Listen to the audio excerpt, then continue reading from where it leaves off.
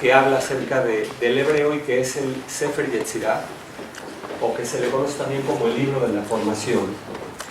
Y en este libro de la formación se explica que el alfabeto hebreo contiene 22 letras, pero estas 22 letras están ligadas a lo que se conoce como el árbol de la vida.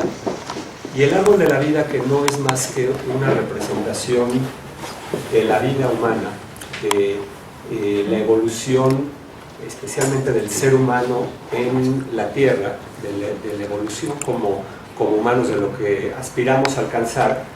Este árbol de la vida representa también un camino, y este camino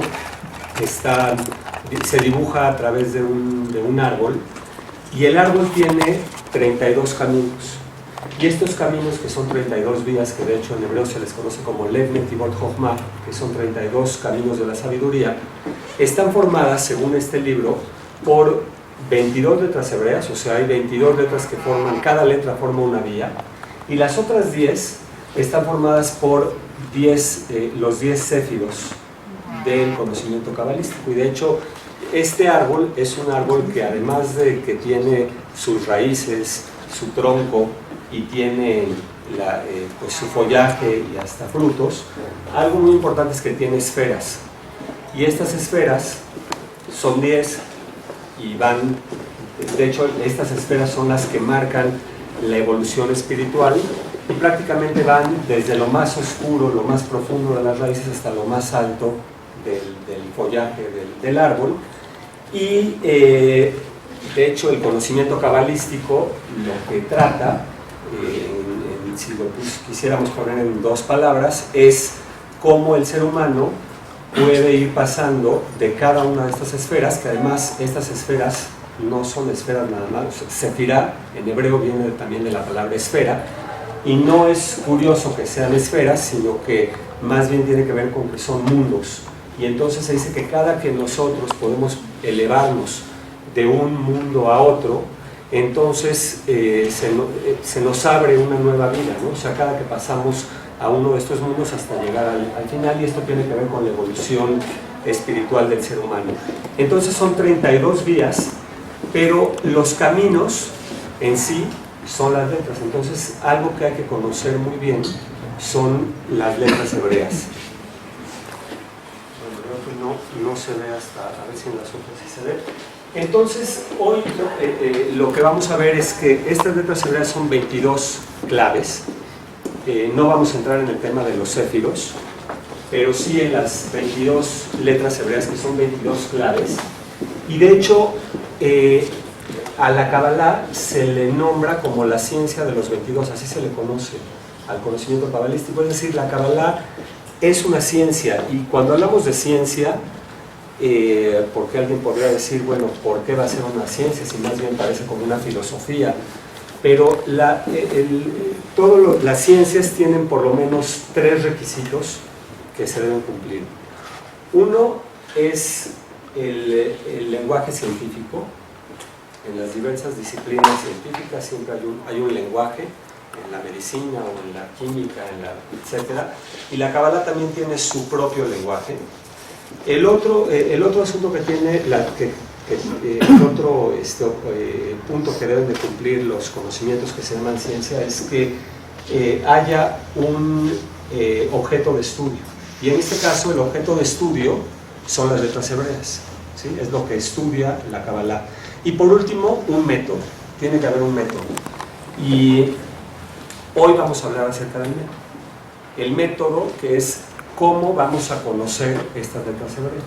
Porque no es nada más lo que a alguien se le puede ocurrir, sino que tiene que ver con un método que está muy bien fundamentado a lo largo de los años. Entonces, resulta, por ejemplo, que en esta tablita vemos uno de los valores que tienen las letras hebreas, que este es el valor guamétrico, pero vamos a explicar los diferentes valores que tiene, porque este es solo uno, y hoy, como les decía, vamos a hablar de 3. Con estos 3 vamos a tener acceso a los otros 4, pero simplemente hoy los vamos a mencionar porque son mucho más extensos.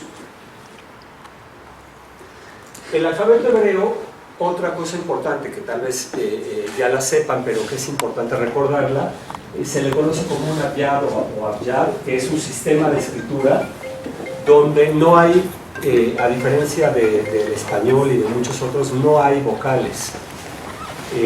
Las 22 letras hebreas son consonantes y a veces alguien piensa que la Aleph es A y la Aleph no es A, y de hecho el ejemplo más simple lo podemos ver en la palabra ima, que se escribe con Aleph, Mem, Aleph, y la primera Aleph suena, o sea, la Aleph de hecho es como una letra muda que obtiene la vocal. En hebreo hay 10 vocales, pero esas 10 vocales no están contempladas en las 22 letras, y de hecho ni siquiera se necesitan. Ahorita vamos a ver que solo se utilizan para fines didácticos y para cuestiones muy precisas, pero en sí el hebreo está conformado de 22 letras, las 22 son consonantes, todas ellas, y van a sonar dependiendo de la vocal que se les dé, y esta vocal se va construyendo a través del contexto, y el contexto significa en dónde está la palabra que estamos viendo. Un ejemplo se puede ver muy fácil en el inglés. En inglés, porque en español todas las vocales suenan, por ejemplo la A en todas las palabras suena A y la E siempre suena E, pero en inglés sabemos que si tratamos de pronunciar la A de Apple, pues sí suena A, pero ¿qué pasa si queremos decir comer en inglés? Entonces en eat la A ya no, ¿y cómo sabemos que la A ahora suena I?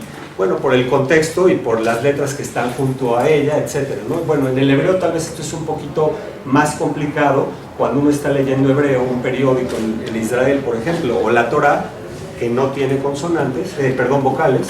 Lo que hay que hacer es fijarnos en el contexto, en dónde aparece esa letra, de qué estamos hablando, para saber si vamos a ponerle una vocal u otra. Y además, de acuerdo con las diferentes tradiciones y los diferentes países del mundo en los que se ha hablado el hebreo, por todos los exilios, las diásporas, en algunos lugares a algunas palabras se les ponen unas vocales y en otros, los sefaradim pronuncian unas vocales más marcadas que los ashkenazim, etc. Entonces esto también es importante, pero entonces el punto es que es un alfabeto consonántico que no tiene vocales, y que más bien las vocales tienen